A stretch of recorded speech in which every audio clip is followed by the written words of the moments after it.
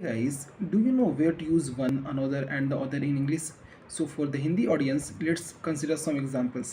यह एक हाथ है और यह दूसरा हाथ है. This is one hand and this is the other hand.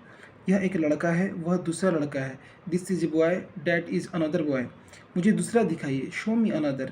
क्या आप दूसरी कप चाय पियेंगे? Will you have another cup of tea? यह लड़का बहुत तेज है, वह दूसरा राजेंद्र प्रसाद हो सकता है.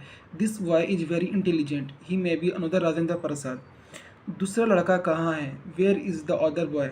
उसमें एक मेरा है, दूसरा मेरी बहन का है. One of them is mine, the other is my sisters.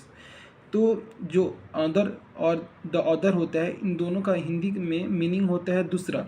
लेकिन अनदर का वहाँ पे यूज करेंगे जहाँ पे एडिशनल वन का सेंस बनता हो. जैसे कि एक चीज़ है और मतलब ऑलरेडी एक चीज़ है, लेकिन कोई दूसरी चीज़ के ऊपर हम लोग बात करना चाह रहे हैं.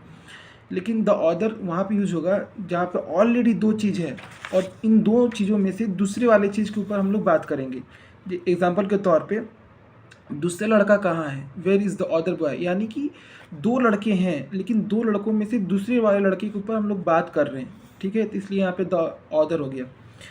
क्या आप दूसरी कप चाय पियेंगे? Will you have another cup of T? यहाँ पे क्या देख सकते हैं कि कोई आदमी एक कप चाय पी चुका है, लेकिन उसके अलावा एडिशनल जो चाय के बारे में बात की जा रहा था, फिर यहाँ पे अनदर आ गया. ठीक है, जो अनदर और द अदर हैं, ये दोनों प्रोनाउंस और एडजेक्टिव्स दोनों हैं.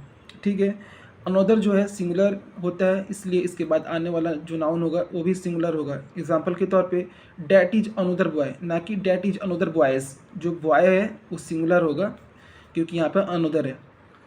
और द अदर ये सिंगुलर तथा प्लूरल दोनों में यूज़ किया जाता है. ठीक है, तो जैसे एग्जांपल के तौर पे दूसरी लड़की कहाँ है? Where is the other girl? दूसरी लड़कियाँ कहाँ हैं? Where are the other girls? So hope you find this video helpful.